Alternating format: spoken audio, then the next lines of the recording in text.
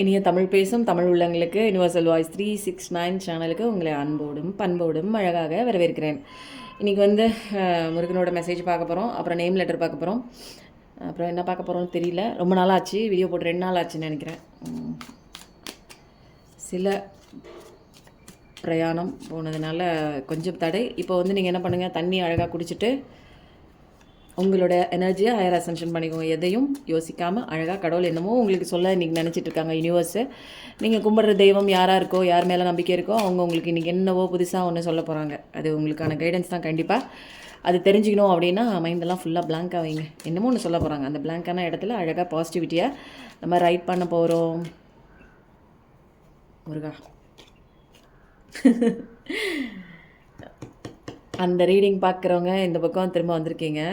Okay, pentacles குறித்து எனக்கு வந்து பணம் சம்மந்தப்பட்ட பிரச்சனை தாங்க ஓவராக இருக்குங்க. மைண்டு ஃபுல்லாக அதான் பிளாக்கேஜாக இருக்குது அப்படின்னு நினைக்கிறீங்க.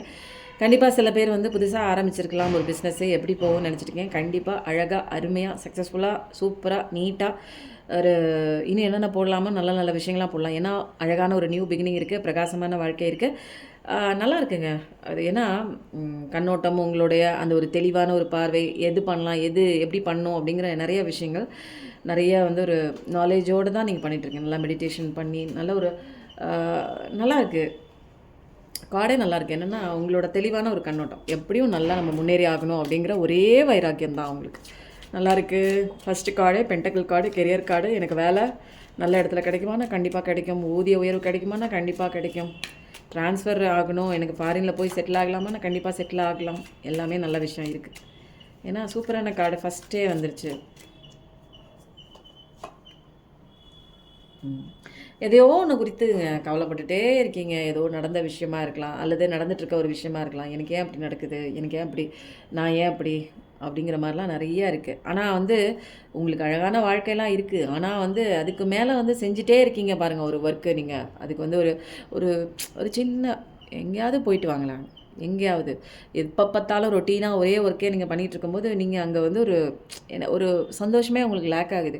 எல்லாமே சந்தோஷமாக இருக்கிறதுக்கு தான் இந்த உலகத்தில் வந்திருக்கோம். சந்தோஷத்தோட கண்ணோட்டத்தோடு நம்ம இந்த பார்க்க போகிறோம். என்னென்னா கடவுள் வந்து நம்ம என்ன பண்ணியிருக்காரு, நல்லா ஒரு அழகான ஒரு நம்ம எப்படியாவது பிரயாணம் பண்ணும்போது என்ன நினைப்போங்க, நமக்கு தேவையான சில விஷயங்கள், பேகு, ட்ரெஸ்ஸு, முக்கியமான திங்ஸ், தண்ணி, ஃபோனு, சார்ஜர், இது மாதிரிலாம் எடுத்துகிட்டு போகிற மாதிரி கடவுள் வந்து என்ன பண்ணியிருக்காரு, நம்மளை இங்கே துரத்தி விடும்போது என்ன பண்ணியிருக்காரு, நமக்குள்ளே கடவுள் தன்மையும் வச்சுருக்காரு. அதுக்கப்புறம் இந்த உடம்பையும் இந்த மனசையும் சேர்த்து பிடிச்சி தள்ளி விட்டாருங்க. நம்ம வந்து என்ன பண்ணுறோம், உடல் மனம் இதை வந்து தான் பேஸாக உடலுங்கிறது வெளியில் தெரியுது இல்லைங்களா. மனம்ங்கிறது வந்து ஏதோ மைண்டில் யோசிக்கிறோம். அப்போ தாட்டில் இருக்கிறனால மனம்ங்கிறது மைண்டுங்கிறது ஒன்றுங்கிறது புரிஞ்சுக்கிறோம். ஆனால் இந்த ஆன்மாங்கிற ஒரு எனர்ஜி, கடவுள் தன்மையோட அந்த எனர்ஜி, ஆன்மா எனர்ஜி வந்து நம்ம புரிஞ்சுக்கிறது இல்லை. ஏன்னா அது கண்ணுக்கு தெரியாமல் இருக்குது, நமக்குள்ளே இருக்குது. இப்போது என்னால் அதை பார்க்க முடியல அப்படிங்கிறதுக்காக அது உண்மை இல்லைன்னு ஆகிடுங்களா, அந்த விஷயம் இல்லைன்னு ஆகிடுமா?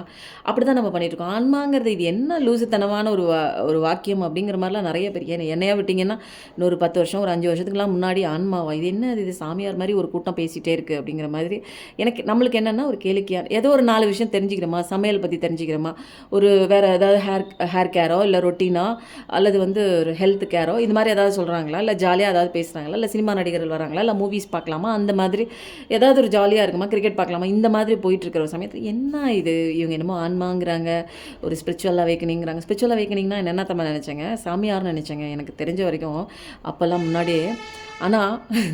ஆனால் வந்து ஸ்பிரிச்சுவல் அவேக்கனிங்னா இந்த வாழ்க்கையை வாழ்கிறதுக்கு உண்டான அறிவு அப்படிங்கிறதே எனக்கு தெரியாதுங்க. அதுக்கப்புறம் தான் தெரிஞ்சு. அந்த எப்பயுமேங்க ஃபஸ்ட்டில் வந்து ஸ்பிரிச்சுவல் அவேக்கனிங்குள்ளே வர்றதுக்கு முன்னாடி பெரிய ஒரு கஷ்டத்துக்குள்ளே போவாங்க. அதுக்கப்புறம் என்ன பண்ணுவாங்க, ஏதோ ஒன்று நம்மளுக்கு மேறின ஒரு சக்தி இருக்குது அப்படின்ட்டு என்ன பண்ணுவாங்க, கோயில் கோயிலாக ஏறி இறங்குவாங்க. நானும் அப்படி தான் கோயில் கோயிலாக ஏறி இறங்கினேன். அங்கே போட்டேன், விளக்கு போட்டேன், இங்கே போட்டேன், தேங்காய் விளக்கு, அந்த விளக்கு, இந்த விளக்கு, சுரைக்காய் விளக்கு, எல்லா விளக்குமே போட்டாங்க. அப்போ வந்து ஒரு எனர்ஜி வந்து என்னை காப்பாற்றுனுச்சு. ஒரு பாசிட்டிவ் மாதிரி இருந்தது. அது எல்லாத்துக்குமேங்க கடவுளை தேடி நம்ம கோயிலுக்கு போகும்போது அங்கே வந்து என்னென்னா நமக்கு ஒரு பாசிட்டிவிட்டி, அந்த கடவுளோட எல்லா மந்திரங்கள் சொல்லி சொல்லி அதுக்கு ஒரு வைப்ரேஷன் கொடுத்து வச்சுருக்காங்க. எனர்ஜி எல்லாமே இங்கே எனர்ஜி தான். நான் சொல்கிறேன், அந்த கல்லுக்குள்ளே இருக்கிறதும் ஒரு எனர்ஜி தான் சொல்கிறேன், நமக்குள்ளே இருக்கிறதும் ஒரு எனர்ஜி தான். என்னென்னா சொல்லி சொல்லி சொல்லி சொல்லி அதோட அந்த ஒரு கல் சிலைக்கே ஒரு தெய்வீக தெய்வீக சக்தியை வந்து உருவாக்கி வச்சுருக்காங்க. நம்ம வந்து என்ன பண்ணியிருக்கோம், மனசெல்லாம் குழப்பி விட்டு வீணாக போய் நம்ம அங்கே போய் நிற்கும்போது அதோட வைப்ரேஷன் நமக்கு வந்து கொடுக்கறதுனால, அதோட ஒரு பவர், அதோட பிளஸிங் கொடுக்கறதுனால நமக்கு ஏதோ ஒரு நல்ல விஷயம் நடக்குது கண்டிப்பாக அங்கே போகும்போது. அதனால தான் கோயிலுக்கு போகும்போது நல்லது நடக்குது, கோயிலுக்கு போகும்போது மனசு அமைதியாகுது, கோயிலுக்கு போகும்போது ரிலாக்ஸேஷன் ஆகுது, அந்த இடத்துக்கு போயிட்டு வந்தாலே நல்லது நடக்குதுன்னு ஒரு நம்ம தாட் வைக்கும் போதே, அங்கே போயிட்டு வரும்போதே நமக்கு நல்ல விஷயங்கள் நடக்குது. ஏன்னா நம்ம அதை நினைக்கிறோம், போயிட்டு வந்தால் நல்லது நடக்கும் அப்படிங்கிற மாதிரி. கண்டிப்பாக நடக்கும், ஏன்னா அங்கே ஒரு வைப்ரேஷன் இருக்குது. அப்புறம் ஒரு குறிப்பிட்ட ஒரு காலம் கழித்து என்ன ஆகும், சில இன்னும் ஒரு ஸ்பிரிச்சுவல் அவேக்கனிங்குள்ளெல்லாம் வந்து என்னென்னா, நீங்களாலாம் போய் தேடவே மாட்டீங்க. கடவுளுக்குள்ளே அபிஷேகம் பண்ணுறது, பால் அபிஷேகம் பண்ணுறது, தேன் அபிஷேகம் பண்ணுறது, மஞ்சள் அபிஷேகம் பண்ணுறது, இதெல்லாம் வீட்டில் பண்ணி எல்லா தெய்வங்களுமே நல்லா குளிர வச்சுக்கும்போது அந்த இடத்துலையும் ஒரு பாசிட்டிவ் வைப்ரேஷன். நீ கும்பிட கும்பிட குழந்தையும் தெய்வமும் குணத்தால் ஒன்றும்பாங்க, கொண்டாடும் இடத்துலன்னு கூட சொல்லுவாங்க. அப்போ நீ கொண்டாட கொண்டாட அந்த இடத்துல பாசிட்டிவிட்டி உங்கள் வீட்டை சுற்றி இருக்கும், உங்கள் கடவுள் அதை ஐ மீன் வந்து உங்கள் பூஜை அறையில் இருக்கும், அப்புறம் உங்கள் வீட்டை சுற்றி இருக்கும். நல்ல நல்ல விஷயங்கள், எவ்வளோ கோளாறான ஒரு விஷயங்கள் இது கும்பிட்டா கூட நிறையா விஷயங்கள் வந்து உங்களை சுற்றி நிறையா விஷயங்கள் நடந்தால் கூட ஏதோ ஒன்றுங்க உங்களை காப்பாற்றுற மாதிரி ஒரு விஷயம் கண்டிப்பாக நடக்குங்க. அதையும் தாண்டின ஒரு ஸ்பிரிச்சுவல் அவேக்கனிங் என்ன அப்படின்னா வந்து என்னென்னா, வெளியில் செய்கிற இந்த பூஜை புனஸ்காரத்தை விட கடவுள் வந்து உனக்கு உங்ககிட்ட தான் இருக்காரு அப்படிங்கிற மாதிரி ஒரு தெளிவு கிடைக்கும். நீ நினச்சேன்னா கடவுள் வருவார் அப்படிங்கிற மாதிரி இருக்கும். அதையும் தாண்டின ஒரு நாலேஜ் என்ன, அதையும் தாண்டின ஒரு ஸ்பிரிச்சுவல் அவேக்கனிங் என்ன, ஒரு வந்து ஒரு என்ன சொல்லலாம், கடவுளை பற்றின ஒரு தெளிவான ஒரு நாலேஜ் என்ன அப்படிங்கிற போது தான் நமக்கு வந்து என்ன நடக்குதாங்க அப்படின்னா, கடவுள் உனக்குள்ளே தான் இருக்கார், நீ தான் கடவுள் அப்படிங்கிற ஒரு விஷயம் வந்து கற்றுக்கவே முடியுங்க. அந்த நான் தான் கடவுள்னு கற்றுக்கிறதுக்கு எனக்கு நிறையா விஷயங்கள் ஈகோ தடையாக இருக்குது, புரியுதுங்களா?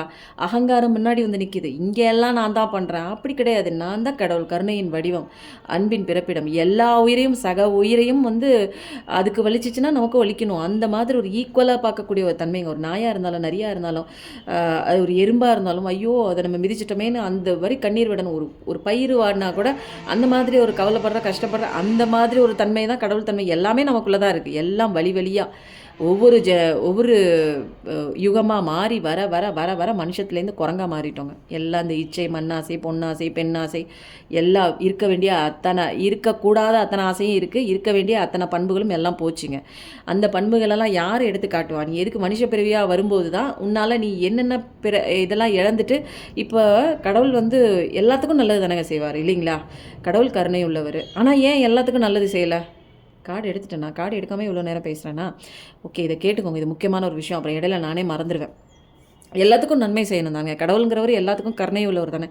ஏன் வந்து நம்மளெல்லாம் நல்லா படைச்சிட்டு இன்னொருத்தவங்கள கை முடியாமல் கால் விளங்காமல் ஒரு என்னென்னா இடுப்புக்கு கீழே ஒன்றுமே செயல் இழக்காத மாதிரி நிறைய பேர் பிறக்கிறாங்க, பார்க்குறோம். நிறைய பேரால் வந்து உயிரோடு இருக்காங்க, மைண்டு வந்து கோமா ஸ்டேஜுக்கு போன மாதிரி ஒன்றுமே ரியலைசேஷன் ஆகலை, அவங்கள சுற்றி என்ன நடக்குதுன்னே தெரியல. சில பேர் ஹைப்பர் ஆக்டிவில் இருக்காங்க, பைத்தியம் பிடிச்ச மாதிரி இருக்காங்க, தனக்குள்ளே என்ன நடக்குது, நம்ம என்ன பேசுகிறோங்கிற மாதிரிலாம் இந்த மாதிரி கஷ்டத்துக்குள்ளே இருக்காங்க தெரியுங்களா? ஒரு குழந்தையே இல்லாமல் நிறையா பேர் வந்து கவலைப்பட்டு பிச்சை ஏந்துறாங்க. ஆனால் பிச்சை எடுக்கிற நிறையா பேர் வந்து கையில் குழந்தை வச்சுக்கிட்டு அழகழகாக இருக்குங்க அந்த குழந்தைங்கள்லாம், பிச்சை எடுக்கிறாங்களே. அந்த மாதிரிலாம் ஏன் சுச்சுவேஷன் இங்கே நடக்குது அப்படின்னா, இது எல்லாமே வந்து ஏன் நடக்குது அப்படின்னா, நம்ம பண்ண பூர்வ ஜென்ம பாவ புண்ணிய கணக்குக்கு ஏற்ற மாதிரி தான் நமக்கு வந்து இந்த பிறப்பே கிடைக்குதுங்க. மனித பிறவிங்கிறது ரொம்ப அற்புதமான பிறவி. எல்லாமே நம்ம வேஸ்ட் பண்ணிகிட்ருக்கோம், நம்ம ரியலைஸ் பண்ணவே இல்லை. அப்போது அந்த நாயாக பிறக்கிறது, அந்த எறும்பாக பிறக்கிறது, மலத்தில் புழுவாக பிறக்கிறது, இதெல்லாம் வந்து அதுவும் ஒரு பிறவி தானுங்க. அதுவும் ஒரு கடவுளோட படைப்பு தானே. இது நம்ம ஒரு கிரியேச்சர்னா அதுவும் கடவுளோட கிரியேச்சர் தானே. மரமாக பிறக்கிறதா இருக்கட்டும், செடியாக பிறக்கிறதா இருக்கட்டும், காய்கனி, பறவை, புல் பூண்டு, இது எல்லாமே கடவுளோட கிரியேச்சர் தானே. அப்போ அதெல்லாமே இருக்கே. அப்போ வந்து நம்ம எவ்வளோ பிறவிகள் தாண்டி நம்ம செஞ்ச பாவ புண்ணிய கஷ்டம் இந்த பூர்வ ஜென்மத்தில் ஏதோ ஒரு நல்ல விஷயம் பண்ணதுனால இந்த மனித பிறவியில் கொண்டாந்து கடவுள் தள்ளி விட்டுட்டார் இந்த ஜென்மத்தில். அதுவும் வந்து கை, கால், கண், மூக்கு, செவி, அதுக்கப்புறம் யோசிக்கிற அத்தனை தன்மை, பிரெயினோட நம்ம இத்தனை கஷ்டங்களுக்கு நடுவுலையும் கடவுளை பற்றி திங்க் பண்ணுற அந்த ஒரு மைண்டையும் கடவுள் கொடுத்து, நீ இவ்வளோ தூரம் இந்த கஷ்டத்தில் நிற்கிற அப்படின்னா இந்த என்னை பற்றி தெரிஞ்சுக்கிட்டேன்னா இன்னும் நல்லாயிருக்கும் உன் வாழ்க்கைன்னு இவ்வளோ தெளிவான ஒரு 6 அறிவு கொடுத்து வச்சுருந்தோம். நமக்கு இப்படி ஒரு அற்புதமான ஒரு உடலை கொடுத்தோம். நம்ம ஏதாவது பண்ணுறோமா சொல்லுங்கள்? நம்ம ஏதாவது யோசிக்கிறோமா? நம்ம யாருன்னு தெரிஞ்சுக்கிறோமா? கடவுளுக்கு நன்றி சொல்கிறோமா? ஒன்றுமே செய்கிறதில்ல. கொடுத்ததுக்கு நன்றி சொல்கிறதே கிடையாது. அப்புறம் எப்படி கடவுள் கொடுப்பார்? நான் இவ்வளோ கொடுத்துருக்கேனே, இந்த மனித பிறவியே நீ எத்தனை பேருக்கு தெரியுமா இல்லாமல் இருக்கு? மனித பிறவியில் எவ்வளோ பேர் தெரியுங்களா? எவ்வளோ ஹேண்டிகேப்டாக இருக்காங்க, எவ்வளோ பேருக்கு சாப்பிட முடியல, யோசிக்க முடியல, பேச தெரியல, காது கேட்கல, கண்ணு குருடு, நடக்க முடியலங்க. ரோட்டில் தேய்ச்சி நடந்து போய் தொடையெல்லாம் முட்டியெல்லாம் ரத்தம் வந்து கிடக்குங்க, காப்பு காய்ச்சி போய் கிடக்குங்க. எத்தனை பேருக்குங்க? அவங்களுக்கு செய்யறதுக்கு ஆசையாக இருக்குது, எனக்கு வேலை செய்யறதுக்கு ஆசையாக இருக்குது, ஆனால் என்னால் 2 கை இல்லை அப்படிங்கிறாங்க. காலால் எத்தனை பேர் வேலை செய்கிறாங்க தெரியுங்களா? காலையே கையாக மாற்றி ஒருத்தங்க குளிக்கிறாங்க, ட்ரெஸ்ஸு போட்டுக்கிறாங்க, தலை சீவுறாங்க. எத்தனை வீடியோஸ் நம்ம இந்த சோஷியல் மீடியாவில் பார்க்குறோம் தெரியுங்களா? அவங்களாம் என்னங்க கடவுளோட அருள் இல்லையா அவங்களுக்கு? அவரையும் தானேங்க கடவுள் படைச்சிருக்காங்க. எல்லாமே கடவுளோட ஒரு உயிர் தானேங்க. அப்போ ஏன் அவங்க அப்படி கஷ்டப்படணும் இல்லைங்களா? நம்ம ஏன் இவ்வளோ சந்தோஷமாக இருக்கும்? இவ்வளவும் கொடுத்து நீ இன்னமும் குறை சொல்லிகிட்டு இருக்கியா? நீனு உன் வாழ்க்கை குறையா போனதுக்கு அடுத்தவங்களெல்லாம் குறை சொல்லிட்டு இருக்கேன், நீ தான் காரணங்கிற புரிஞ்சுக்கிறியா? உனக்குள்ளே நான் இருக்கேனே, என்னை கும்பிட்டேன்னா எல்லாமே சரியாகும்னு நான் சொல்கிறேனே, தெரிஞ்சுக்கிறியா? போகிற பக்கம் நேராக இருக்குது, வா வான்னு நான் கூப்பிட்றேன். ஏன் நான் சொல்கிற பேச்சு உனக்கு காதில் கேட்க மாட்டேங்குது, சுற்றிலும் இருக்கிற இந்த இறைச்சல் தான் உண்மைன்னு நீ உட்காந்துட்டு இருக்கிய அதே இடத்துல அப்படின்னு கேட்குறாரு. நிறையா விஷயங்கள்ங்க டவுன்லோட் ஆகிட்டே இருக்குது. யாருக்கோ போய் சேர வேண்டிய ஒரு விஷயம் மட்டும் எனக்கு நல்லா தெரியும். எதுக்கு நான் பேசினேனே தெரில, என்ன பேசணும்னு கண்டிப்பாக தெரியல. இந்த காடிப்பெல்லாம் அடிக்கடி வருதுங்க எல்லாருக்குமே. நிறைய பேருக்கு தனுசு, சிம்மம், மேசம், ஃபயர் எனர்ஜி. கண்டிப்பாக உங்கள் வாழ்க்கையில் நிறையா விஷயம் வந்து பர்ஸ்ட் அவுட் ஆகி வெடிச்சிருக்கும், தாங்கவே முடிஞ்சிருக்காது, உங்களால் வந்து அது ஏற்றுக்கவே முடியாது. பட் ஆனால் அந்த ஒரு சுச்சுவேஷன் வரணுங்கிறது விதி. இது வந்தால் தான் நமக்கு நல்லது, ஓகேங்களா? எந்த ஒரு விஷயமே மூடு பண்ணி மாதிரி உண்மை எது பொய் எது எதுவுமே தெரியல, இருக்கா இல்லையா எதுவுமே புரியல. அப்போ ஒரு ஸ்டேஜில் என்ன ஆகும்? நீ உண்மையை புரிஞ்சுக்கோ, தெரிஞ்சுக்கோ, உன்னை சுற்றி என்ன நடக்குது, உன்னை சுற்றி யார் உண்மை யார் பொய், எது நிஜம், எது கடைசி வரைக்கும் வரும், எது உண்மை எது போலி, எல்லா விஷயம் எப்படிங்க தெரியும் உங்களுக்கு? அந்த சுச்சுவேஷன் வந்து நடக்கிறத வந்து நீங்கள் வந்து என்ன பண்ணிகிட்ருக்கீங்க, ஒரு மைண்டை வந்து ஒரு அழகாக அது ஒரு ஸ்மார்ட்டாக இப்படி தான் இப்படி தான் இப்படி தான் ஒரு குழந்தைய தடவி கொடுக்குற மாதிரி தடவி கொடுத்துட்டே வந்தீங்க. அது வந்து குழந்தை இல்லை, அது வந்து ஒரு தந்திரமான ஒரு நரி. அந்த நரியை தடவி கொடுத்துட்டே உட்காந்துருப்போம். அது ஒரு இடத்துல கடிக்கும் போது தான் நமக்கு தெரியும், ஐயோ குழந்தைன்னு நினச்சினே கடிச்சு வச்சிருச்சே அப்படிங்கும்போது அந்த ஒரு சுச்சுவேஷன். அது குழந்தை மாதிரி ஒரு வேஷம் போட்ட ஒரு நரி, ஓகேவா? அப்போ வந்து அந்த மாதிரி ஒரு சுச்சுவேஷன் வந்தால் தான் அது குழந்தை இல்லை நரின்னு நீங்கள் தூக்கி போட்டுட்டு உங்கள் வேலையை பார்த்துட்டு போவீங்க. இல்லைன்னா மடியில் தடவி கொடுத்து படுக்க வச்சு அதுக்கு தட்டி கொடுத்துட்டே இருப்பீங்க இல்லைங்களா? அப்போ அந்த சுச்சுவேஷன் நல்லதா கெட்டதா சொல்லுங்கள்? உங்களுக்கு நடந்த அந்த சங்கடம் நல்லதா கெட்டதா? ஓகேங்களா? சுச்சுவேஷன் தாங்க ஒரு மனுஷன் நம்மளை சுற்றி யார் இருக்காங்கன்னு தெரிய வைக்கும். யார் நம்ம கூட இருக்காங்க, நல்லவன் இருக்கானா, கெட்டவன் இருக்கானா, நல்லது இருக்கா, கெட்டது இருக்கா, நம்பலாமா, வேணாமா, நடிக்குதா, மோசம் பண்ணுதா, ஏமாத்துதா அப்படிங்கிற எல்லா விஷயம் யார் சொல்லி கொடுப்பா சொல்லுங்கள்? அந்த ஒரு நரி என்னை கடிக்காமல் இருந்துச்சுன்னா நான் இன்னும் அதை குழந்தைன்னு நான் நினச்சிட்டு இருப்பேன் இல்லைங்களா? அப்படி ஒரு சுச்சுவேஷன் நடக்காமல் இருந்திருந்தால் இன்னும் நான் இதையே என்ன எத்தனை காலம் நம்பிட்டு இருந்திருப்பேன். அப்போது நல்லது தாங்க. என்னை கேட்டால் அந்த டவர் கார்டாக இருக்கட்டும், டெத்து கார்டாக இருக்கட்டும், எல்லாமே நல்லது தான். ஏன்னா இதில் தான் நான் லெசன் கற்றுக்க முடியும், கடவுளை பற்றி தெரிஞ்சுக்க முடியும். யாருமே இல்லை, நான் இருக்கேங்கிறாரு. ஒவ்வொரு இடத்துலையும் அவர் கன்ஃபர்மேஷன் பண்ணுவார். எல்லாத்தையும் நான் பார்க்க மாட்டேன், எல்லாமே கடவுள் கொடுக்குறார். எல்லாத்தையும் இந்தாப்பா கிளிப்பிள்ளைக்கு வச்ச மாதிரி ஆப்போசிட்டில் இவங்க இருக்காங்க, இவங்களோட நேச்சர் பார்த்துக்கோ, இந்தா அவங்களோட ஹிஸ்ட்ரியை எடுத்து வரேன், உனக்கு பின்னாடி அவங்க இத்தனை விஷயம் பண்ணியிருக்காங்க, இன்னொரு இன்சிடென்ட் நடக்கும், அவங்கள பற்றி தெரியாத விஷயங்கள்லாம் தெரிஞ்சுக்கிற மாதிரி ஒரு சுச்சுவேஷன் நடக்கும். எல்லாத்தையும் கொடுத்தாலும் பார்க்க மாட்டேன், இப்படியே போயிட்டு போகுது விடுங்க. அவங்களுக்கு தெரிஞ்சது அவ்வளோதான், நான் என்னை வந்து மாற்றிக்க மாட்டேன் அப்படின்னு பெரிய நீங்கள் வந்து தியாகிகள் மாதிரி உங்கள் வாழ்க்கையில் வந்து அடுத்த கட்டம் நீங்கள் மூவ் ஆகணுமா வேணாமா? போய் ஆகணும், டெஸ்டினேஷன் போய் ஆகணும். இங்கே இதை சரி பண்ணுறேன், இல்லை இது இப்படி தான், இது என்னோட தலையெழுத்து தலை விதின்னு இந்த இடத்துல உட்காந்துருக்கீங்களா? போய் ஆகணுமே. போய் அந்த இடத்துல சேர்றதுக்கு தான் எல்லாருமே வந்திருக்கோம். நீங்கள் என்னால் முடியாது, இதுதான் என்னோட பிறவி பயன், நான் உங்களை திருத்துறதுக்கு, மற்ற கேரக்டரை திருத்துறதுக்கு, மற்ற கேரக்டரை கூட நீங்கள் அடங்கி இருக்கிறதுக்கு நீங்கள் பிறக்கவே கிடையாதுங்க. அது வந்து சரியில்லை, அதை அடக்குனுச்சுன்னா நீங்கள் அடங்கி இருக்கணுங்கிற அந்த ஒரு இதெல்லாம் கிடையவே கிடையாதுங்க. எல்லாத்துக்குமே இந்த உலகத்துக்கு பர்த் ரைட் இருக்குங்க, ஃப்ரீடம் இருக்குது. நம்மளுடைய அந்த ஃப்ரீடம் மற்றவங்கள தாக்காத அளவுக்கு நம்ம எப்போயுமே சந்தோஷமாக இருக்கலாம். நம்மளுடைய பவர் என்ன, நம்மளுடைய கெரியர், நம்ம எதுக்கு வந்திருக்கோம், நம்ம எது நோக்கி போகணும், எது இங்கே உண்மை எது போய் எல்லாமே தெரிஞ்சுக்கிறதுக்கு உண்டான ஃப்ரீவில் இருக்குங்க. எல்லாமே சாய்ஸ் தான். உங்களுக்கு நல்லது வேணாலும் உங்கள் வாழ்க்கையில் நடக்கணும்னா உங்கள் சாய்ஸ் தான், நீங்கள் செலக்ட் பண்ணிக்கலாம். எல்லாமே இங்கே ஆஃபர் இருக்குது, எல்லாமே இங்கே ஆப்பர்ச்சுனிட்டியாக இருக்குது, ஆப்போசிட்டில் இருக்குது. நீ எதை எடுக்கிற, நீ எந்த சீட்டை ராஜா நீ எடுக்கிற? எனக்கு மோசமான வாழ்க்கை இருக்கா, எனக்கு இப்படியே தான் தலையெழுத்து இதே தான், ஓகே நான் இதிலே ஃபேவர் ஆகிக்கிறேன், இதை விட்டு நான் வெளியே வரல, எனக்கு இதுதான் கடவுள் கொடுத்த ஒரு வந்து எனக்கு இதுதான் கடவுள் எழுதி வச்சுருக்காரு, என் தலையெழுத்து இதுதான் அப்படின்னு நீங்கள் உட்காந்திங்கன்னா ஓகே, நீங்கள் அந்த ஒரு சாய்ஸை எடுத்துகிட்டு உங்கள் லைஃப்பை பார்த்துட்டு நீங்கள் இப்படியே உட்காந்துருங்க. ஆனால் போகணுமே, அந்த பக்கம் போகணுமே, அதை போய் ரீச் பண்ணணுமே. அங்கே ஒரு கடவுள் அங்கே தானே வச்சுருக்காரு ட்விஸ்ட்டு. இன்னும் வழிநெடுக இருக்கே உனக்கு பிரச்சனை. இந்த பிரச்சனையிலே நீ வந்து இப்படி உட்காந்துட்டு இருந்தேன்னா இன்னும் அடுத்தது இருக்கே, அடுத்த கட்டம் இருக்கே.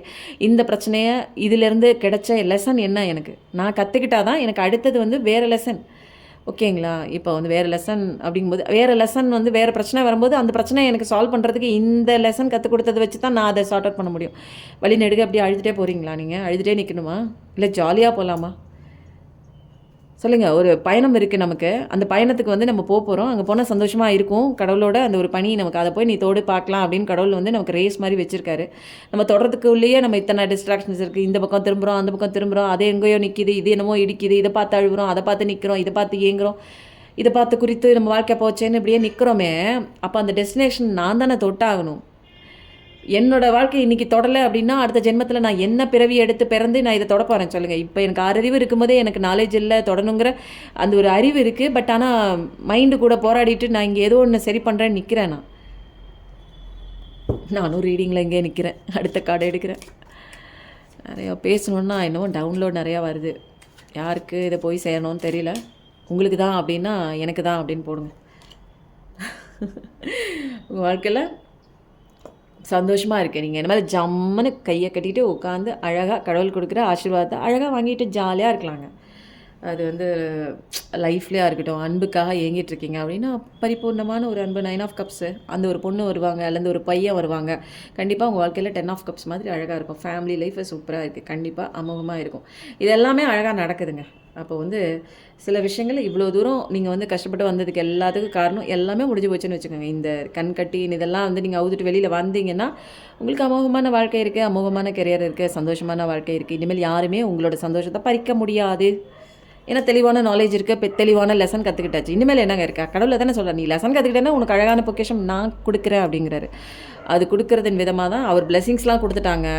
நீங்கள் உங்கள் எனர்ஜியை ஹையர் அசென்ஷன் பண்ணி உங்கள் வாழ்க்கையில் நான் என்னென்ன பண்ணணும் அப்படின்னு சொல்லி கடவுள் சொல்லியிருக்காரோ, உங்களுக்கு மைண்டில் போய் எது எது டச் ஆனிச்சோ அந்த விஷயம்ல உங்கள் வாழ்க்கையில் இம்ப்ளிமெண்ட் பண்ணி நீங்கள் அதுக்குண்டான வரத்தை வாங்கிக்கோங்க. ஓகேவா?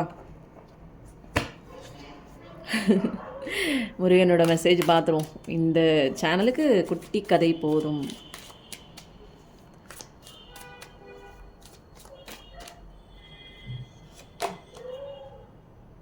திருச்செந்தூர் போயிட்டு வாங்க. நிச்சயமாக வந்து உங்களுக்கு காயம் கொடுத்த, உங்களை வேதனை கொடுத்த, உங்களை வந்து துரத்தி சும்மா சந்தோஷமாக இருக்க விடாமல் உங்களை அமைதியற்ற தன்மைக்கு கொண்டு வர்ற அத்தனை விஷயங்களையும் முருகன் இருக்கார். அவர் சூர சம்ஹாரம் வதம் பண்ணிடுவார். அதனால் நிச்சயமாக திருச்செந்தூர் போயிட்டு அதுக்கப்புறம் வந்து உடனே முடிஞ்சால் கூட திருத்தணி போங்க. இல்லை எனக்கு கொஞ்சம் நாள் கழித்து போகிறீங்கனாலும் கண்டினியூவாக போயிட்டு வாங்க. கண்டிப்பாக பிரிந்தவர்கள் அல்லது வந்து பிரிந்த தம்பதியினராக இருக்கலாம், லவ்வர்ஸாக இருக்கலாம், எந்த உறவாக இருந்தாலும் அது வந்து அமைதி அடைந்து சாந்தமாக, இது வரைக்கும் வன்மம் கோபம் எது உங்கள் மைண்டில் இருந்தால் கூட கோயிலுக்கு போயிட்டு வாங்க. போயிட்டு வந்துட்டு அடுத்தது வந்து திருத்தணியை போங்க. திருச்செந்தூர் போயிட்டு வந்துட்டு கொஞ்சம் நாள் கேப் விட்டு கூட திருத்தணியை போங்க. திருத்தணி போயிட்டு வந்துட்டிங்கனாலே உங்கள் பிரச்சனை எல்லாம் சால்வ் ஆன மாதிரி தான். அதனால் ஏதாவது வேண்டுதல் இருந்தாலும் கண்டிப்பாக போயிட்டு வாங்க. எந்த வேண்டுதலையும் விட்டு வைக்காதீங்க.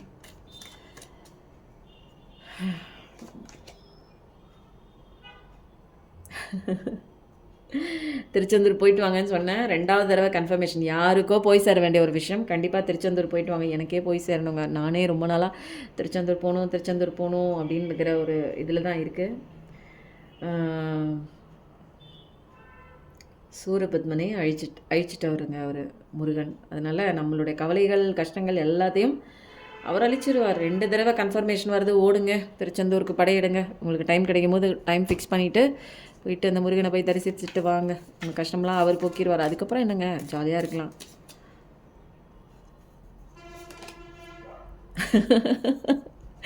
நீங்கள் போயிட்டு வந்தீங்கன்னா பிளஸிங்ஸ் நிறையா இருக்குது அப்படிங்கிற மாதிரி வாழ்த்து சொல்லிட்டார் கடவுள். வேலும் மயிலும் சேவலும் துணை இருக்குது.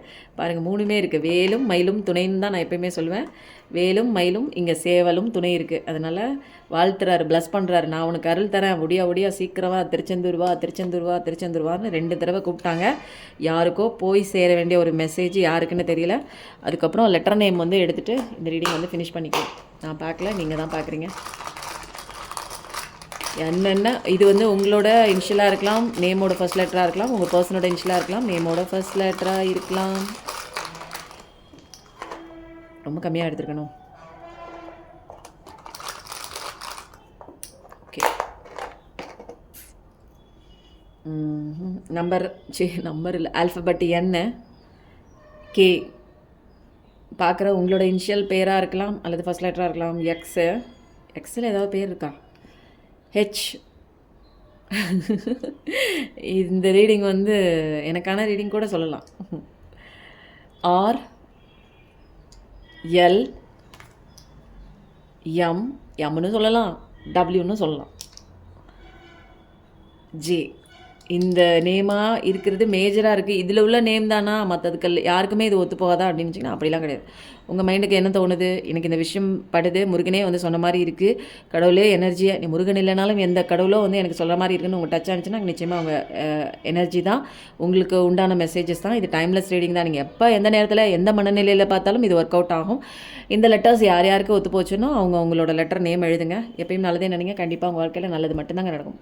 ஷூர்.